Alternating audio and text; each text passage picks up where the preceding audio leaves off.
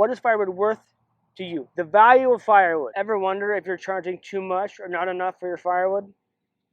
And maybe a simple but yet complex answer is, to where am I going with it? What do you think that this is worth? Common question on there, people asking how much is a good price for X amount of wood? Either they want to sell wood, they want to buy firewood, they kind of want to gauge species, etc. If it's green, if it's seasoned, there's many factors. We can go on and on. What I have behind me here to my right is 1/6 of a cord of oak. I had to pay for this wood. I had to scour my contact. I bought all that he had that was good. Long story short, I have a potential customer for this oak. What do you think that this is worth? I'm asking you, it's not rhetorical. I'm asking you, I want to know what you think that this pile of wood here, 1/6 of a cord of oak, let me know in the comments before I tell you. I will tell you, I bought this pile of wood, this oak, for $100.